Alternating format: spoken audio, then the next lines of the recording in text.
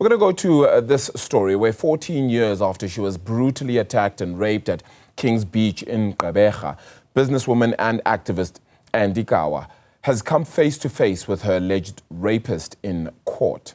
Now, during cross-examination, the defense grilled Kawa on her testimony, challenging her recollection of the harrowing 16-hour ordeal.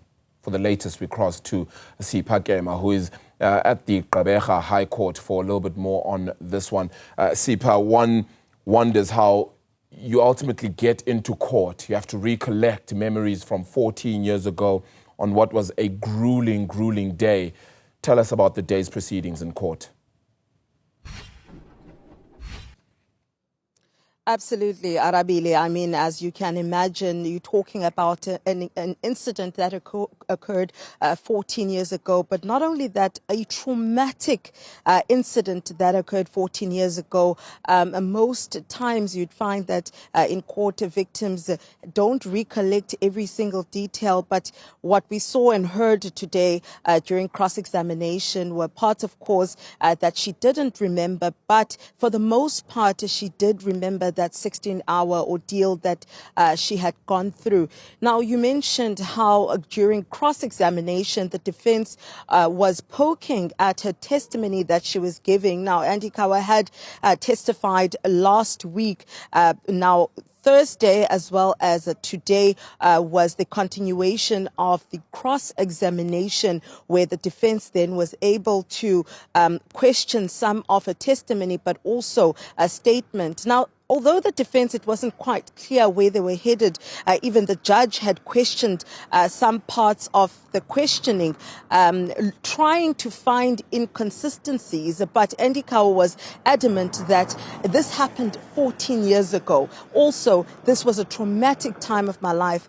Then the defense switched to the statements that were then given by Andy Kawa when questioning whether the first statement, she recollects some of the statements and what she had said.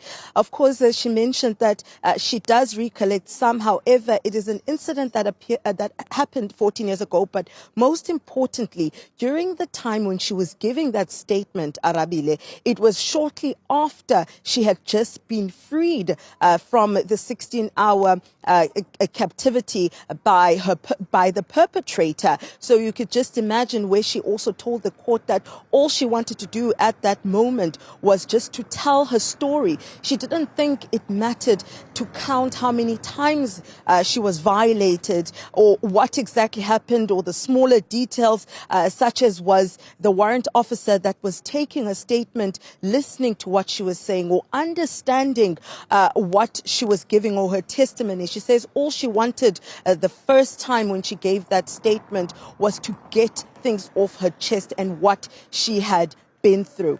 Now, Arabile, in another matter, now this is not the only matter with regards to this case. Andy Kawa did file a civil case against the South African Police Services and then Minister of Police Gqeberha. That was in 2013, saying that they failed to investigate this matter thoroughly, but also negligence as well. Now, over several years, between 2018 and 2022, there was going back and forth for appeals. SAPS appealed in 2018 the verdict where the court ruled in Kawa's favor, but then Kawa, when they took it to the SCA, Kawa then challenged them and took it to Constitutional Court, where it was ruled in a favor for it to return back to the Gqeberha High Court. And that's where it's still standing right now. That civil matter against the South African Police Services is still ongoing for this matter. So you can imagine, Arabile, having two matters from one separate incident that happened 14 years ago.